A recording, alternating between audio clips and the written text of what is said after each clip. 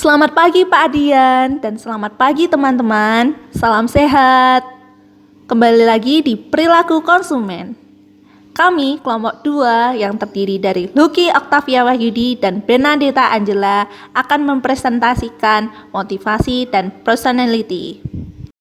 Di sini kami akan menyampaikan materi tentang pendekatan terhadap motivasi konsumen, identifikasi manfaat konsumen, serta motivasi dan tingkat keterlibatan dalam pembuatan keputusan. Baik teman-teman, saya akan melanjutkan ke materi ya. Motivasi merupakan perspektif yang lebih menyeluruh dan memfokuskan upaya pada pembelajaran konsumsi untuk mengerti bagaimana manusia berpikir dan berperilaku di dalam kehidupan. Motivasi dapat digambarkan sebagai tenaga pendorong dalam diri individu yang memaksa mereka untuk bertindak.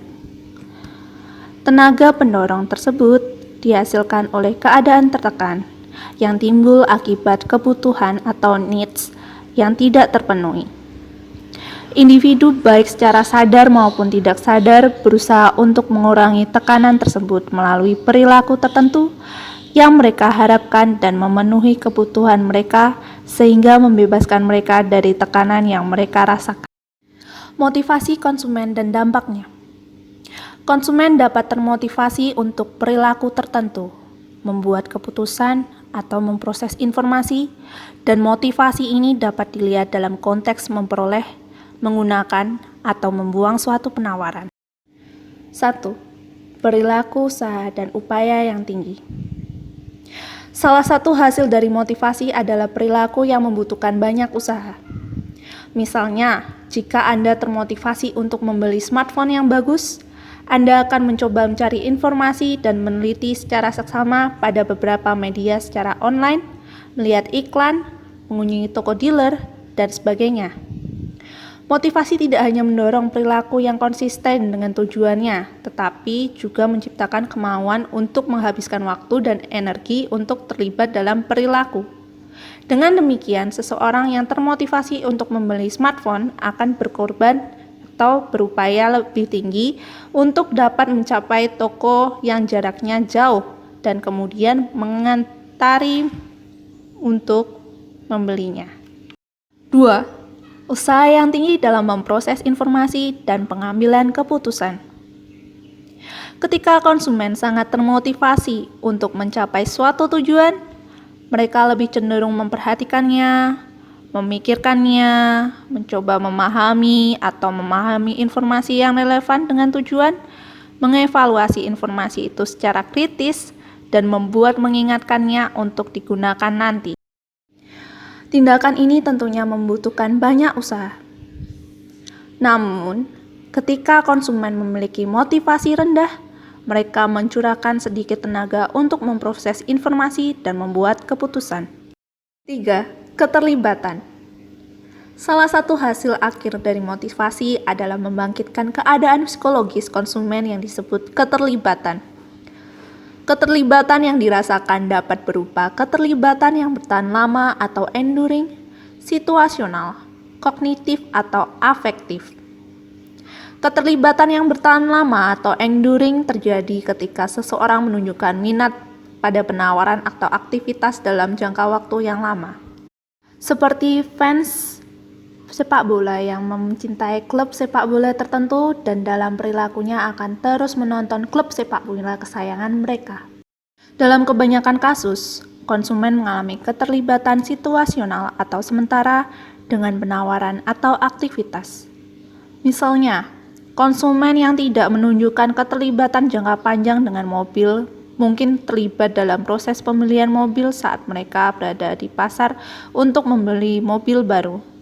Setelah membeli mobil baru tersebut, keterlibatan mereka dengan mobil baru menurun drastis.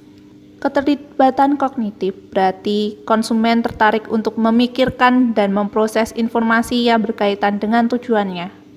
Oleh karena itu, tujuan untuk mempelajari tentang penawaran sangat diperlukan. Keterlibatan afektif berarti bahwa konsumen bersedia mengeluarkan energi emosionalnya atau memiliki perasaan tentang suatu penawaran atau aktivitas. Pengaruh terhadap motivasi. Motivasi dipengaruhi ketika konsumen menganggap sesuatu sebagai relevansi pribadi, konsisten atau dengan nilai, kebutuhan, tujuan, emosi, dan proses pengendalian diri mereka, berisiko dan tidak konsisten dengan sikap mereka sebelumnya. 1. Relevansi pribadi. Sesuatu akan memotivasi seseorang sejauh hal tersebut memiliki relevansi pribadi, yaitu sejauh mana hal tersebut memiliki pengaruh langsung dan berimplikasi signifikan bagi kehidupan seseorang tersebut. Karir, hubungan romantis, mobil, apartemen atau rumah, pakaian, dan hobi cenderung relevan secara pribadi karena konsekuensinya penting bagi seseorang. Relevansi ini mendorong motivasi untuk memproses informasi, membuat keputusan, dan mengambil tindakan. Yang kedua, nilai atau value. Konsumen lebih termotivasi untuk memperhatikan dan memproses informasi ketika mereka merasa relevan dengan nilai-nilai dan keyakinan abstrak mereka yang memandu apa yang dianggap penting atau baik oleh orang. Jadi, jika Anda melihat perkembangan intelektual sebagai hal yang sangat penting, Anda kemungkinan besar akan termotivasi untuk terlibat dalam perilaku yang sesuai dengan nilai ini, seperti mengejar gelar sarjana. Nilai-nilai lain mungkin seperti keamanan keluarga, lingkungan yang baik, dan merasa bugar. Konsumen lebih termotivasi jika iklan yang mereka lihat sesuai dengan nilai-nilai yang mereka yakini, seperti produk organik yang mengiklankan kesehatan bagi tubuh. Yang ketiga adalah kebutuhan atau needs. Konsumen akan menemukan hal-hal yang relevan secara pribadi ketika mereka berhubungan dengan kebutuhan mereka. Kebutuhan adalah keadaan ketegangan internal yang disebabkan oleh ketidakseimbangan dari keadaan ideal atau yang diinginkan. Kebutuhan juga dapat membuat seseorang menjauh dari suatu produk atau jasa. Seseorang mungkin menjauhi dokter gigi karena ingin menghindari rasa sakit. Lalu kebutuhan dibagi beberapa kategori. Di antaranya yaitu kebutuhan sosial, kebutuhan non-sosial, kebutuhan fungsional, kebutuhan simbolis, kebutuhan hedonis, dan kebutuhan kaguisi. Lalu kebutuhan dibagi menjadi beberapa kategori yaitu kebutuhan sosial, kebutuhan non-sosial, kebutuhan fungsional, kebutuhan simbolis, kebutuhan hedonis, dan kebutuhan kognisi. Yang keempat adalah sasaran atau goals. Sasaran atau tujuan juga merupakan pengaruh penting pada relevansi pribadi dan motivasi. Tujuan adalah keadaan akhir atau hasil tertentu yang ingin dicapai seseorang. Tujuan lebih spesifik dan konkret daripada kebutuhan. Sama halnya seperti kebutuhan, tujuan atau goals ini juga dapat diklasifikasikan menjadi lebih dari satu jenis. Tujuan umum dan tujuan spesifik produk. Tujuan umum di sini adalah kategori tujuan umum yang dilihat konsumen sebagai cara untuk memenuhi kebutuhan mereka. Misalnya, seorang wanita mungkin menyatakan bahwa dia membutuhkan tas tangan yang baru. Wanita tersebut kemudian mengungkapkan kebutuhan akan tas baru, tetapi tidak untuk jenis tertentu, dan ini adalah tujuan umum. Namun jika wanita yang sama mengatakan bahwa dia membutuhkan tas tangan merek Gucci yang baru, dia telah mengartikulasikan tujuan khusus produk. Untuk sebagian besar kebutuhan konsumen, ada banyak tujuan berbeda yang semuanya bisa sama-sama sesuai. Pendekatan terhadap motivasi konsumen. 1. Pendekatan tradisional dipelopori oleh Bapak Manajemen yaitu Frederick W. Taylor. Menurutnya, motivasi seseorang didorong oleh keinginan untuk memperoleh gaji atau uang. Yang kedua, pendekatan hubungan manusia atau human relation, bahwa motivasi seseorang didorong oleh keinginannya untuk berinteraksi dengan orang lain. Salah satu pendukungnya adalah Elton Mayo. Yang ketiga, pendekatan human resource management, kepentingan karyawan harus diperhitungkan. tanggung jawab terhadap pekerjaan, penyelesaian pekerjaan, dan prestasi kerja merupakan sumber motivasi penting untuk mendorong karyawan. Identifikasi manfaat konsumen. 1. Mengurangi risiko terhadap bisnis. Ketika Anda meluangkan waktu untuk memahami perilaku konsumen, Anda bisa mendapatkan pemahaman yang lebih baik tentang mengapa konsumen berperilaku seperti itu. Informasi mengenai perilaku konsumen ini dapat membantu kita untuk merencanakan produk dan layanan dengan lebih baik dengan tujuan agar bisnis Anda dapat berkembang. Sebagai contoh, saat Anda sudah memahami perilaku konsumen, Anda sudah pasti dapat menentukan segmen pasar yang akan dituju, sehingga produk yang akan Anda jual tidak salah arah dan tertuju pada market yang tepat. Hal inilah yang bisa dikatakan dengan meminimalisir risiko kerugian karena penjualan produk Anda tidak laku di pasaran. Yang kedua, bahan mengumpulkan feedback. Feedback merupakan komentar atau masukan yang sangat penting terhadap perkembangan bisnis Anda.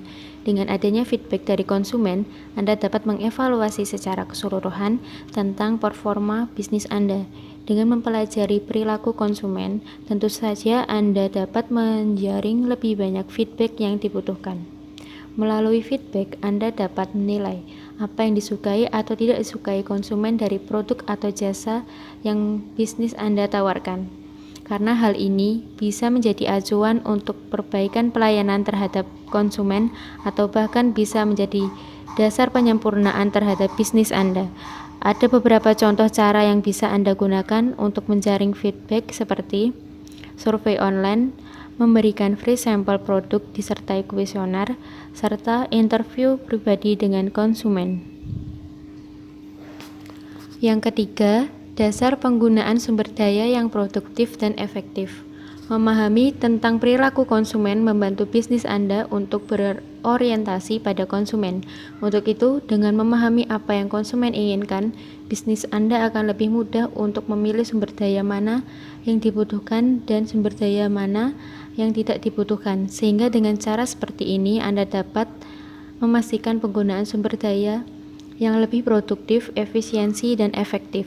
Jadi tidak ada lagi istilah mubazir dalam pemanfaatan sumber daya dalam bisnis Anda. Yang keempat, sebagai dasar membuat strategi pemasaran yang tepat.